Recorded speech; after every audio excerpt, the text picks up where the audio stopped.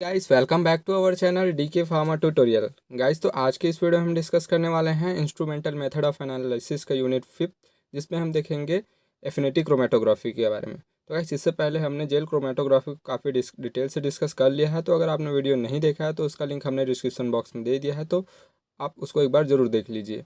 तो guys video को start करने से पहले अगर आपने हमारे चैनल को सब्सक्राइब नहीं किया है तो प्लीज़ हमारे चैनल को सब्सक्राइब कर लीजिए एंड बेल आइकन को प्रेस कीजिए ताकि हमारी आने वाली वीडियो की हर नोटिफिकेशन आप तक पहुंच सके। तो गाइस आइए स्टार्ट करते हैं हम अपने टॉपिक को।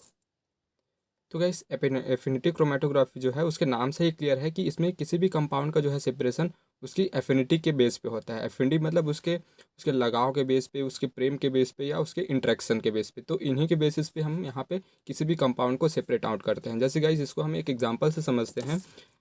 तो जैसे कि आप यहाँ पे देख सकते हैं कि हमने एक रफ डायग्राम बनाया है जिसमें जो है ये एक मैग्नेट है एंड ये जो है सैंपल है जिसमें बहुत सारे मिक्सचर ऑफ कंपाउंड प्रेजेंट है। जैसे कि इसमें है लोहे के कण हैं, कुछ कुछ मिट्टी के कण हैं, कुछ प्लास्टिक है और कुछ जो है इसमें लकड़ी के टुकड़े हैं। तो हमने जब इसको इसमें पास किया, इस चुंबक जहाँ पे क्या है एक चुंबक है, तो क्या होगा कि जो हमारा जो लोहे का कण है वो इसमें चिपक जाएगा। क्योंकि हमको मालूम है कि हम बचपन से ही देखते आ रहे हैं कि जो चुंबक होता है और लोहे होते हैं आपस में चिपक जाते हैं, क्योंकि उनकी इंटरेक्शन अच्छी होती है, उनकी एफिनिटी अच्छी होती है, उनमें अच्छा एक लगाव होता है। तो वो क्या होता है कि जो लोहा रहता है वो चुंबक पे आसानी से चिपक जाता है। लेकिन हमको पता है कि जो मिट्टी के कण होते हैं, लकड़ी होते हैं, प्लास्टिक होते हैं, रबर, तो ये सारे जो चीज़ें हैं इस पे नहीं चिपकते हैं, क्योंकि इनकी एफिनिटी जो है इसमें अच्छी नहीं होती है, इसलिए इसमें चिपक नहीं पाते हैं। तो जब हम इसको इसमें पास करेंगे तो क्या होगा कि जो हमारा जो लोहे का कण रहेगा, ठीक है, तो ये इसमें चिपक जाएगा और जो बाकी का जो था, लकड़ी का टुकड़ा हो गया, प्लास्टिक था, ठीक है, और मिट्टी के टुकड़े थे, तो ये सब जो है ये रिमूव आउट हो जाएंगे। मतलब सिर्फ वही कंपाउंड यहाँ रहेगा जिसकी एफिनिटी इसमें अच्छी रहेगी। तो इसमें क्या था कि चुंबक और लोहे की एफिनिटी अच्छी है, तो क्या हुआ, ये इसमें चिपक जाएगा, इसमें रिटेन करेगा, ठीक है। तो इसी के बेसिस पे हम जो है ये वर्क करता है और इसी तरह से हम इसको समझेंगे। तो ये सबसे पहले हम देखते हैं इसका एक जनरल सा इंट्रोडक्शन कि एफिनिटी क्रोमेटोग्राफी जो है वो क्या होता है। तो एफिनिटी क्रोमेटोग्राफी जो है एक सैंपल प्यूरिफिकेशन टेक्निक है जिसका यूज़ हम किसी भी बायोलॉजिकल मॉलिक्यूल्स के सेपरेशन के लिए करते हैं, जैसे कि प्रोटीन हो गया, एंजाइम्स हो गया, ठीक है, और अमीनो एसिड। तो इनके ही सेपरेशंस के लिए हम इस एफिनिटी क्रोमेटोग्राफी का यूज़ करते हैं। It is based on highly specific interactions such as that between antigen, antibody, enzyme and substrate and receptor and drugs। तो इनमें एक स्पेसिफिक इंट्रैक्शन होता है, तो उन्हीं के बेसिस पे इसमें किसी भी कंपाउंड का सेपरेशन होता है। जैसे कि आपको मालूम है कि एंटीजन और एंटीबॉडी में इंट्रैक्शन होता है, एंजाइम एंड सबस्ट्रेट में, एंड ड्रग एंड रिसेप्टार में इंट्रैक्शन होता है। तभी तो जब ड्रग जो है वो रिसेप्टार में बाइंड होता है तभी हमको कोई भी फार्माकोलॉजिकल एक्शन मिलता है, ठीक है। तो ये जो है आपने फार्माकोलॉजी में काफ़ी अच्छे से पढ़ा है, तो इससे आपको काफ़ी आसानी से समझ में आ जाएगा। तो बस इसी के बेस पे हम यहाँ पे क्या करेंगे, किसी भी कंपाउंड को सेपरेट आउट करेंगे। A chromatographic technique for the separation of compound on the basis of the reversible interaction between compound and specific ligand. तो ये एक ऐसा टेक्निक है जिसमें कोई भी कंपाउंड रहेगा और लिगेंड रहेगा, तो उनका जो सेपरेशन है वो रिवर्सिबल इंट्रैक्शंस के बेसिस पे होगा। मतलब ऐसा नहीं है कि उसमें वो चीज़ चिपक गया है तो वहाँ से निकलेगा ही नहीं। तो ये रिवर्सिबल प्रोसेस है, तो अगर उसमें एक बार वो उसमें चिपक गया है या उसमें बाइंड हुआ है तो हम उसको रिमूव आउट भी कर सकते हैं। तो इसलिए हम इसको एक रिवर्सिबल प्रोसेस बोलते हैं, ठीक है, क्योंकि इसको हम फिर से रीजनरेट कर सकते हैं। तो इसको हम समझते हैं एक एग्जाम्पल से। तो गाइस जैसे कि ये इसका एक डायग्राम है जिसमें हमने मिक्सचर ऑफ कंपाउंड को यहाँ पे जो है इसमें पोर किया, ठीक है। तो ये क्या है, हमारा स्टेशनरी फेज़ है। तो इसमें क्या होगा, जिस भी कंपाउंड की एफिनिटी जो है इस स्टेशनरी फेज़ में अच्छी होगी, ठीक है, तो ये क्या होगा, इसके साथ बाइंड हो जाएंगे और इसमें ये रिटेन कर जाएंगे, और बाकी के जो कंपाउंड्स रहते हैं वो यहाँ से रिमूव आउट हो जाएंगे, ठीक है। तब हम क्या करते हैं, फिर इसमें वॉश बफर डालते हैं, ठीक है। तो ये क्या करते हैं कि जो भी कंपाउंड रहते हैं अदर कंपाउंड उसको यहाँ से रिमूव आउट कर देते हैं, और सिर्फ यहाँ पे जो हमारा स्पेसिफिक कंपाउंड जिसकी इंट्रैक्शन जो है इस स्टेशनरी फेज में अच्छी होगी यहाँ पे जो है रिटेन रहेगा, ठीक है। फिर उसके बाद हम इसको क्या करते हैं, इल्यूशन बफर डालेंगे इसमें। तो इल्यूशन बफर जब हम इसमें डालते हैं तो क्या होगा, जो भी हमारा स्पेसिफिक कंपाउंड रहेगा जिसकी एफिनिटी जो है इस स्टेशनरी फेज में अच्छी रहेगी, तो वो भी यहाँ से क्या हो जाएंगे, रिमूव आउट हो जाएंगे, और हम इस कॉलम को दोबारा फिर से यूज़ कर सकते हैं। तो इसलिए हम इसको क्या बोलते हैं, रिवर्सिबल प्रोसेस बोलते हैं। क्योंकि हम इसका यूज़ दोबारा कर सकते हैं, और हम इसको अगर इंटरेक्ट हुआ है इसके साथ तो हम इसको फिर से जो है अनबाउंड कर सकते हैं। तो इसलिए हम इसको बोलते हैं रिवर्सिबल इंटरेक्शन या रिवर्सिबल प्रोसेस। तो इस डायग्राम से आपको काफ़ी अच्छे से समझ में आ गया होगा ये कॉन्सेप्ट। तो हम आगे बढ़ते हैं।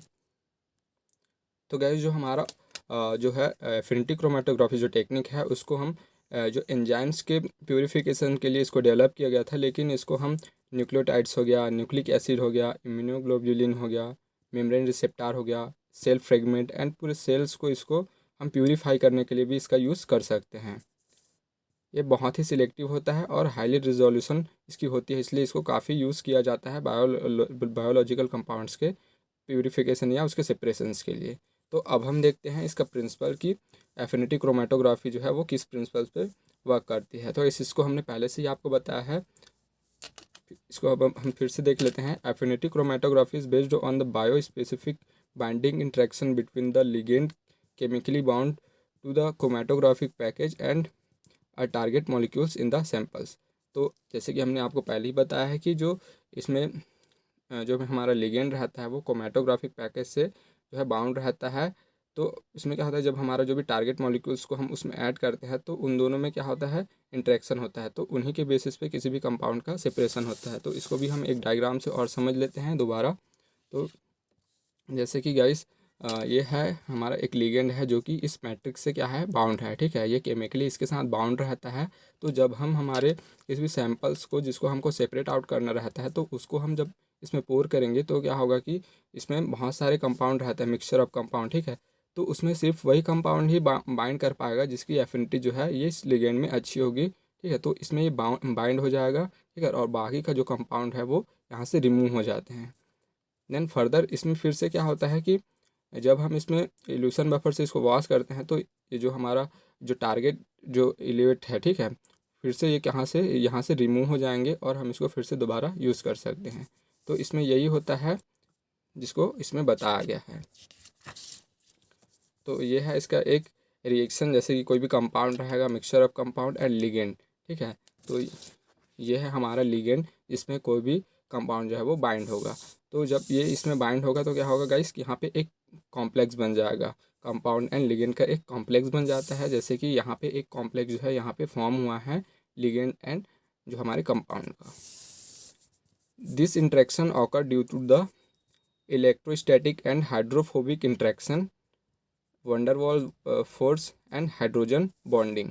तो इसके थ्रू जो है ये जो हमारा लिगेंड एंड कंपाउंड है वो हाइड्रोस्टैटिक्स एंड हाइड्रोजन बॉन्ड हो गया एंड वंडरवॉल फोर्स के थ्रू ये जो है आपस में इंटरेक्ट रहते हैं।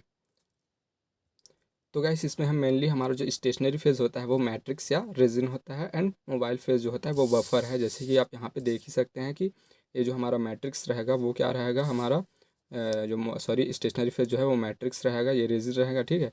और जो हमारा मोबाइल फेस है, ठीक है, तो जैसे कि हमारा ये मोबाइल फेस है जिसके थ्रू हम किसी भी सैंपल को क्या करते हैं, इल्यूट कर रहे हैं, ठीक है, या वॉश कर रहे हैं।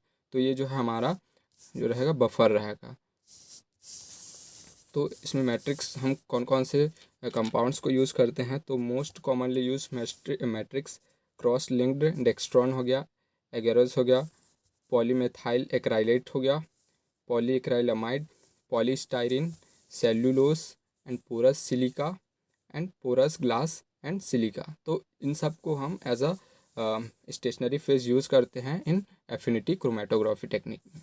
देन हमारा जो मोबाइल फेस होता है तो इसमें मोस्ट कॉमनली हम जैसे कि एमिन्स हो गया, ठीक है, COOH हो गया, OH हो गया, SH, तो इन सब कंपाउंड्स को हम यूज़ करते हैं एज अ मोबाइल फेस।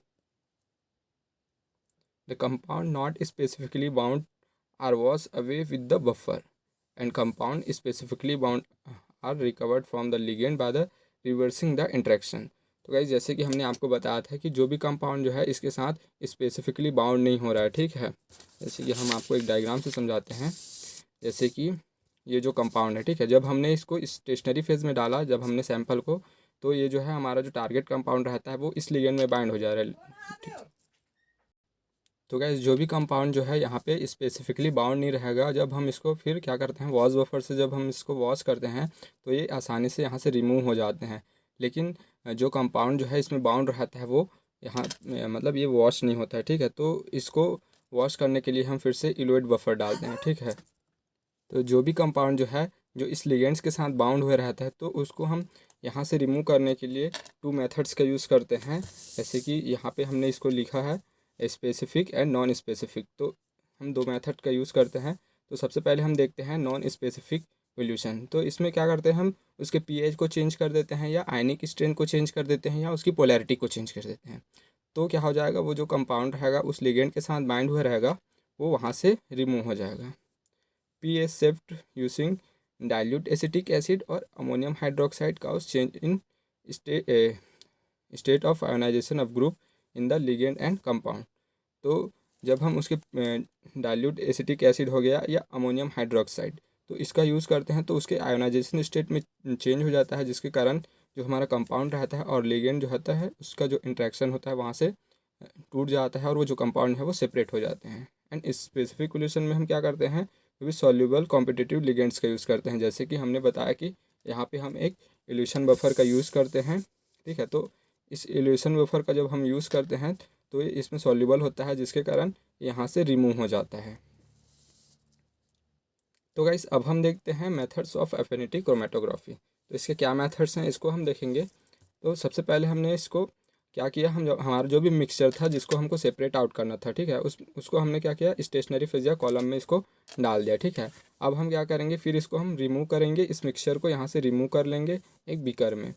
फिर देन अब हम क्या करेंगे, इसमें वॉश बफर ऐड करते हैं। वॉश बफर जब हम इसमें ऐड करेंगे तो जो भी कंपाउंड जो है इसके साथ बाइंड रहेगा वो इसमें रुक जाएगा, लेकिन जो कंपाउंड रहेगा जो इसमें बाइंड नहीं हुए रहेगा वो जो है यहाँ से रिमूव आउट हो जाएगा और इस बीकर में आ जाएगा, ठीक है। तो अब फिर हम क्या करेंगे, इसमें इल्यूशन बफर डालते हैं। तो इल्यूशन बफर इसलिए डालते हैं तो जो भी हमारा जो कंपाउंड रहता है इस स्टेशनरी फेज के साथ इस ये बाउंड हुए रहता है या उसके साथ इंटरेक्ट हुए रहता है, तो उसको रिमूव आउट करने के लिए हम इसमें इल्यूशन बफर का यूज़ करते हैं इसको रिमूव करने के लिए। तो जब हम इसमें इल्यूशन बफर जब इसमें ऐड करेंगे तो जो हमारा कंपाउंड जो इस स्टेशनरी फेज में बाउंड हुए रहता है वो यहाँ से रिमूव हो जाते हैं और उसको हम फिर कलेक्ट कर लेते हैं, फिर हम उसका यूज़ करते हैं।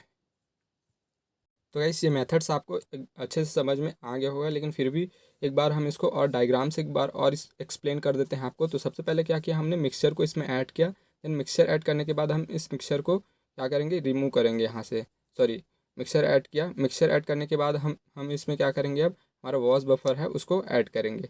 जब हम फिर इसमें वॉश बफर ऐड करेंगे फिर जो भी कंपाउंड इसमें बाउंड नहीं हुए रहेगा, ठीक है, वो यहाँ से रिमूव आउट हो जाएंगे और जो बाउंड हुए रहेंगे वो यहाँ पे रुके रहेंगे। अब फिर क्या करेंगे, हम इस जो भी कंपाउंड इसके साथ बाउंड हुए हैं उसको हम क्या करेंगे, यहाँ से रिमूव करेंगे। तो इसके लिए हम क्या करते हैं, इल्यूशन बफर का यूज़ करते हैं। तो इल्यूशन बफर का जब हम इसमें यूज़ करते हैं या इसको ऐड करते हैं इसमें, तो जो भी हमारा कंपाउंड जो है ये इस स्टेशनरी फेज में बाउंड हुए रहता है वो यहाँ से रिमूव हो जाता है और इसको हम सेपरेट आउट कर सकते हैं और हमारा जो कॉलम भी है वो रीजनरेट हो जाता है और इसको हम फिर से यूज़ कर सकते हैं। तो गाइस अब हम देख लेते हैं इसका एप्लीकेशन। तो एफिनिटी क्रोमेटोग्राफी का क्या एप्लीकेशन है, इसको क्यों यूज़ किया जाता है, इसको हम देखेंगे इसमें। तो purification of enzyme and immunoglobulin and receptor proteins. तो जो भी एंजाइम्स है या इम्यूनोग्लोबुलिन जिसको हम बोलते हैं एंटीबॉडी एंड रिसेप्टर प्रोटीन्स, तो इनके प्यूरिफिकेशंस के लिए हम इस एफिनिटी क्रोमेटोग्राफी का यूज़ करते हैं। देन सेकेंड है आइसोलेशन ऑफ न्यूक्लिक एसिड। तो न्यूक्लिक एसिड के आइसोलेशन के लिए भी हम इसका यूज़ करते हैं। Isolation of complementary RNA and DNA using immobilize single standard DNA. तो हम कॉम्प्लीमेंट्री डीएनए एंड आरएनए को भी आइसोलेट करने के लिए इस एफिनिटी क्रोमेटोग्राफी टेक्निक का यूज़ करते हैं। फोर्थ है isolation of protein involve in nucleic acid metabolism by metabolizing nucleotides. तो प्रोटीन है उसके भी हम आइसोलेशन के लिए इस एफिनिटी क्रोमेटोग्राफी टेक्निक का यूज़ करते हैं। तो ऐसे ये था इसका एप्लीकेशन। देन अब हम देखेंगे इसका एडवांटेज एंड डिसएडवांटेज। तो गाइस अब हम देखते हैं इसका एडवांटेज। तो इसका सबसे फर्स्ट एडवांटेज ये है कि ये काफ़ी स्पेसिफिक होता है, इसकी स्पेसिफिसिटी बहुत ज़्यादा होती है, हाई स्पेसिफिसिटी होती है। And target molecules can be obtain in a highly pure state. तो हमारा जो भी टारगेट जो भी मॉलिक्यूल्स रहता है जिसको हमको सेपरेट आउट करना रहता है या आइसोलेट करना रहता है तो वो हाईली प्योर स्टेट में हमको ऑब्टेन होता है। एंड थर्ड है सिंगल स्टेप प्योरीफिकेशन। तो इसमें सिंगल स्टेप प्योरीफिकेशन प्रोसेस है, इसमें और भी हमको बहुत सारे डिटेक्शन वगैरह करने की इसमें ज़रूरत नहीं होती है, तो ये एक सिंगल स्टेप प्रोसेस है। 4 the matrix can be reuse rapidly. तो हम जैसे कि हमने क्या किया, यहाँ पे एक इल्यूशन बफर डाला, इस जो भी हमारा टारगेट इलेक्ट था उसको यहाँ से रिमूव करने के लिए। तो क्या हुआ, ये फिर से फ्री स्टेट हो जाएगा, ठीक है। तो इसको हम फिर से ट्राई करके फिर से यूज़ कर सकते हैं। तो इसलिए हम इसको क्या बोलते हैं, एक रिवर्सिबल टेक्निक है और हम इसको फिर से यूज़ कर सकते हैं। फिफ्थ है the matrix is solid can be easily wash and dry. तो ये जो हमारा मैट्रिक्स रहता है वो जो है सॉलिड रहता है, ठीक है। तो सॉलिड होने के कारण हम इजिली इसको वॉश कर सकते हैं एंड इसको फिर ड्राई करके दोबारा यूज़ कर सकते हैं। तो इसका एक सबसे बड़ा एडवांटेज यही है। एंड अब हम देखते हैं इसका disadvantage. Time consuming method and more amount of solvent are required which may be expensive. तो हमको बहुत सारे सॉल्वेंट्स इसमें यूज़ करने पड़ते हैं उसके इल्यूशन के लिए, उसको वॉश करने के लिए। तो ये थोड़ा एक्सपेंसिव रहता है।